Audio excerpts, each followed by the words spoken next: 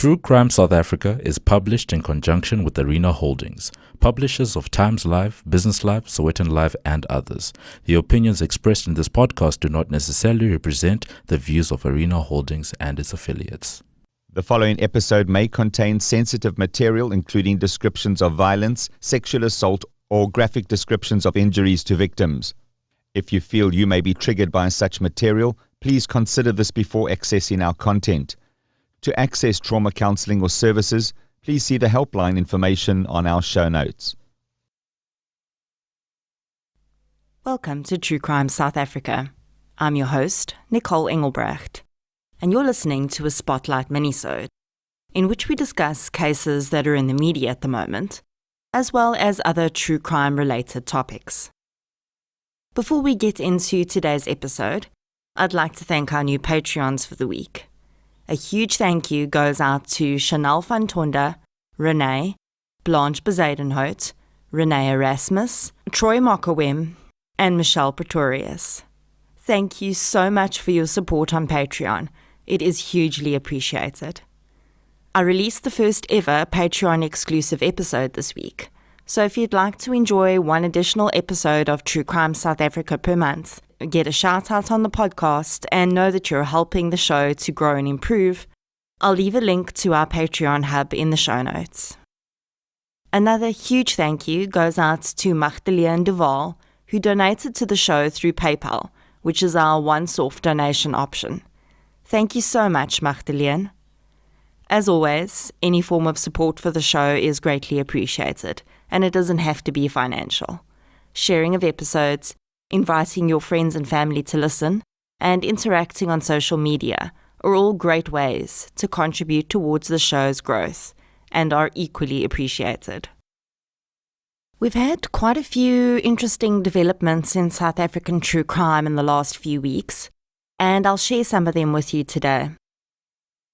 South Africa has the third highest number of serial killers in the world, after America and the United Kingdom. There are many reasons for that high number, including the socio-economic conditions in the country.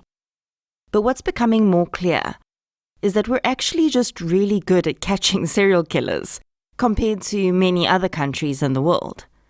On average, South Africa will arrest a serial offender within 6 weeks of having identified the series, whereas in most countries, that number is closer to a year. This skill at catching this type of criminal is often a chicken and egg type of situation, because really we had no choice but to become skilled at it after we had an explosion of serial killers being active in the 90s.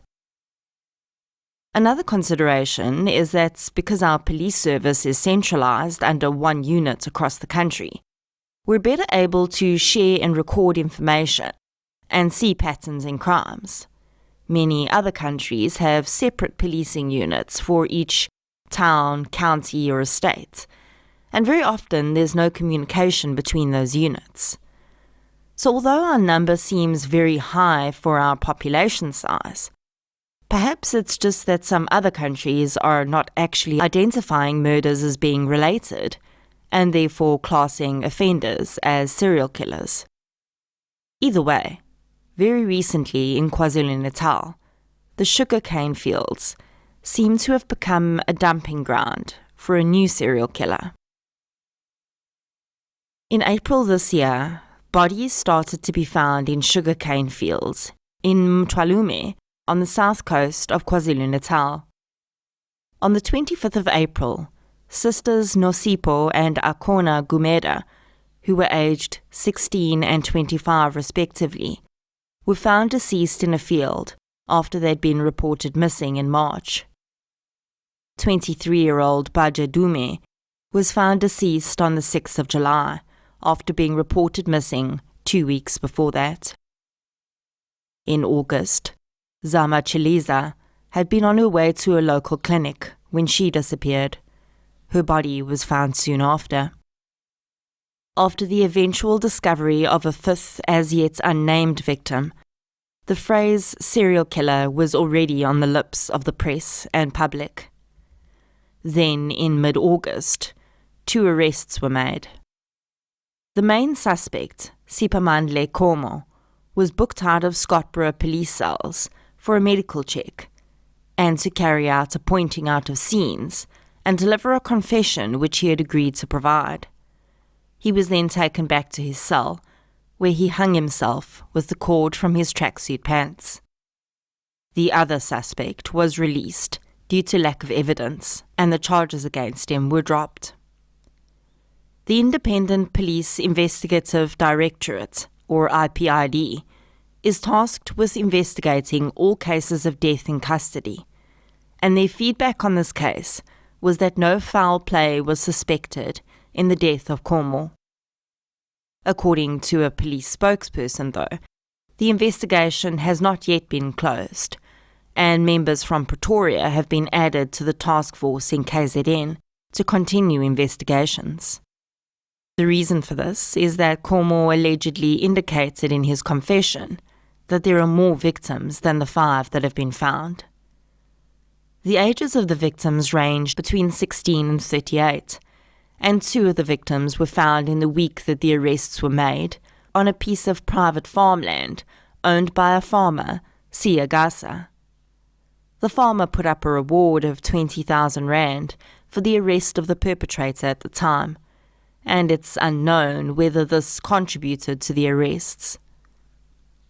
The victims were all severely decomposed, and although KZN is a humid area, it is winter in SA right now, so that indicates that the victims were in the field for a significant amount of time. In an interview with ENCA, former SAPS profiler Gerard Labuskaghni said that the 2 main aspects to look at when giving a preliminary identification of a series of murders is finding several bodies in the same geographical area, as well as the possibility of a DNA link between the victims, where there's been a sexual assault or where DNA has been left behind by the killer. He said that the most responsible way of dealing with a group of murders, such as the Mtwalume cases, is to assume that it is a series until you are able to prove otherwise. In cases like this, our investigative psychology unit would be called in to provide a profile of the killer and look at evidence that could point to a possible psychologically motivated crime. Labuskaghni noted that the first starting point in an investigation of serial murder, and really any murder, is to understand the victim and their last known whereabouts, as well as who they may have come into contact with. When asked how effective visible policing is in deterring serial killers, Labuskaghni said that all it really does with serial killers is either make them stop for a period of time, or they simply move their hunting ground to an area that's not being looked at.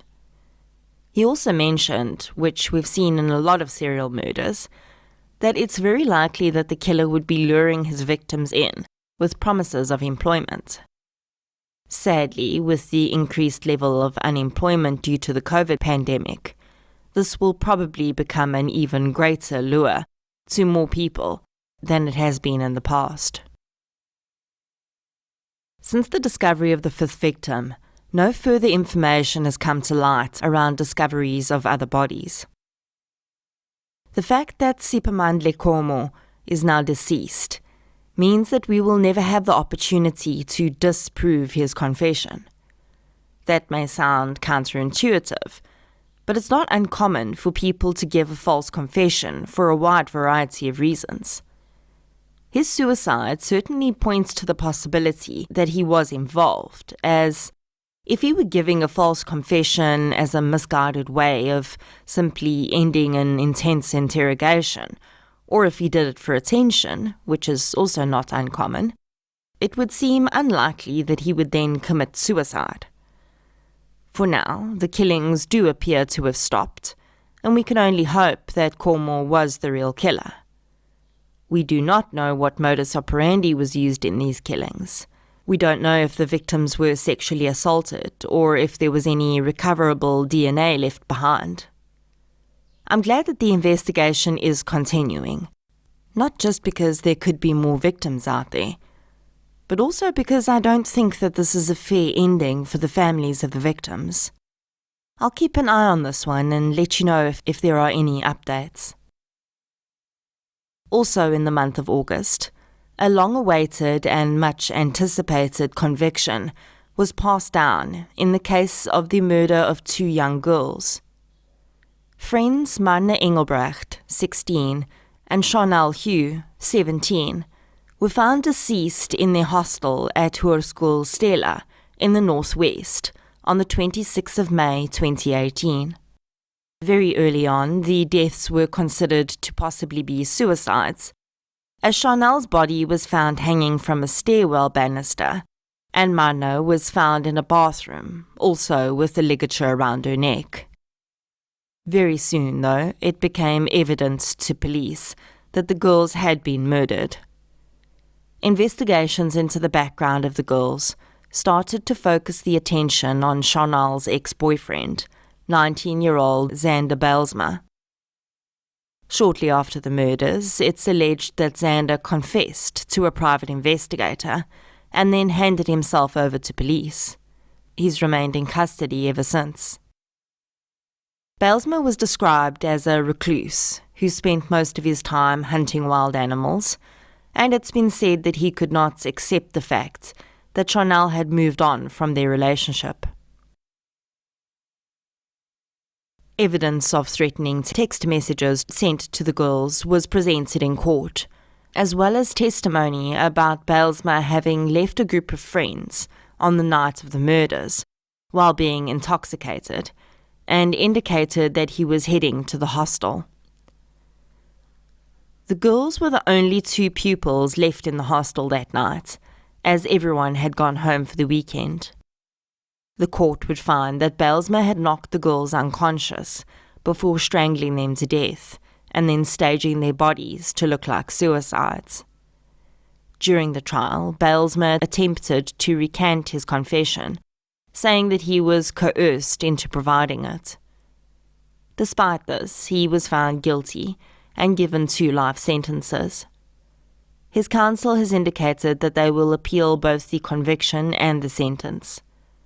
Whether there are grounds for appeal is up for debate, and although this case seems relatively clear-cut on the surface, there are many people who believe that Bijlsma either did not commit the crime or that he didn't do it alone.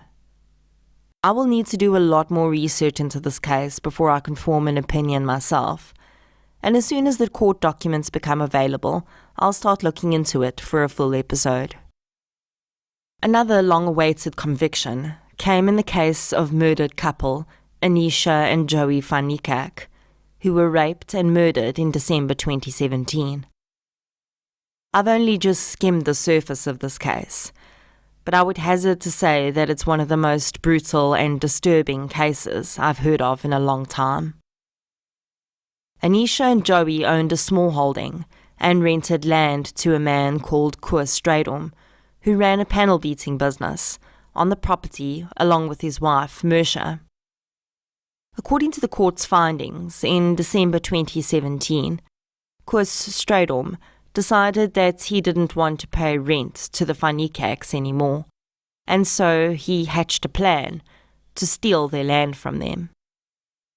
He recruited 4 local men to assist them: 2 brothers, Jack and Aaron Satole, and 2 other men called Alex Madau and Moses Rakube. Koos then lured the woman to the farm by telling them that he wanted to buy a portion of it. On arrival, the group of people forced the woman, under threat of violence, to sign an agreement stating that they were giving the land to the Strydoms. The Satole brothers then raped Anisha and Joey, allegedly while Mersha Strydom watched. They then forced the woman to hand over their PIN numbers and bank cards. The group then killed the woman and transported their bodies to a nearby river where they burned their remains.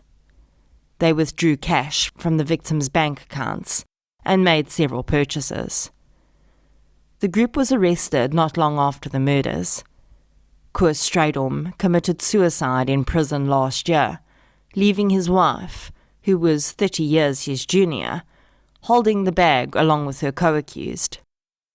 All accused parties have now been found guilty on a range of charges, including 2 counts of murder, rape, robbery, and assault with intent to do grievous bodily harm. They'll be sentenced in October. I'll follow the sentencing and provide updates when they're available, as well as a full-length episode on this case, which I have no doubt will be a pretty harrowing one. And that is your roundup of South African true crime news for the week. If you enjoyed this episode, please be sure to subscribe to the show on the app that you're using to listen right now. You can also follow us on social media. We're on Facebook, Twitter, and Instagram. I'll be back next Friday with a full case episode. Until then, thank you for your support, and I'll chat to you soon.